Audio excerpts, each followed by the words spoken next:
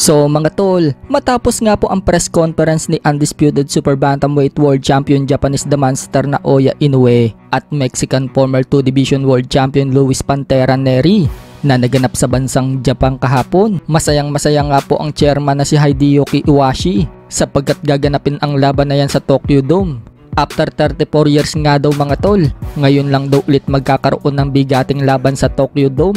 Pero kakaiba daw yan mga tol dahil sa lower weight class daw ang labanang yan, habang yung huling laban daw sa Tokyo Dome, sa pagitan naman daw yun ng heavyweight division.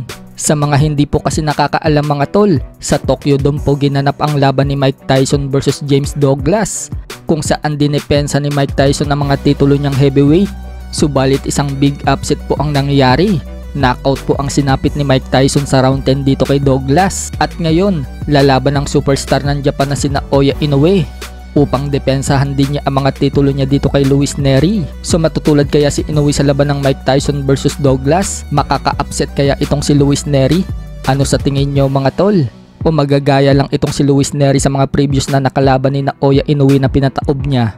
Wika nga po dyan ni Luis Neri, bagamat nire-respeto umano niya si Inoue, yung galing daw nito at bilis at lakas, sinisigurado umano niyang maiuuwi daw niya ang mga titulo at siya daw ang magiging bagong undisputed champion.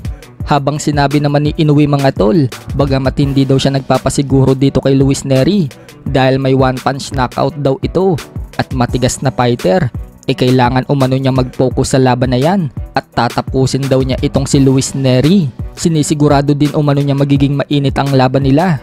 Samantala, ipinakita na nga po ng WBC ang unang weigh-in ni Inoue at Neri. Tumimbang nga po si Inoue dyan ng 61.2 kilograms o katumbas ng 134.9 pounds, habang tumimbang naman si Luis Neri ng 134 pounds. So bago nga po ang laban, 3 beses pa ulit sila sasalang sa timbangan.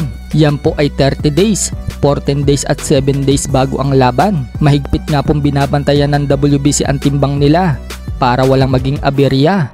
At maging ang kampo ni Inoue mga tol, bantay sarado sa timbang ni Luis Neri. Nagbanta kasi ang handler ni Inoue mga tol, kapag lumagpas daw ng timbang si Luis Neri, baka hindi daw matuloy ang laban.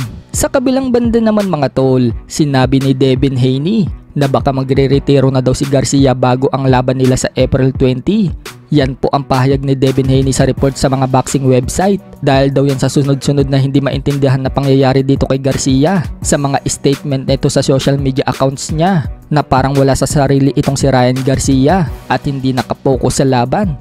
Imbis kasi na pag-usapan ang tungkol sa training niya, iba ang pinag-uusapan ni Garcia. Kesyo may nakita umano siyang alien at devil at may nagtatangka daw magkulong sa kanya at kung ano-ano pa.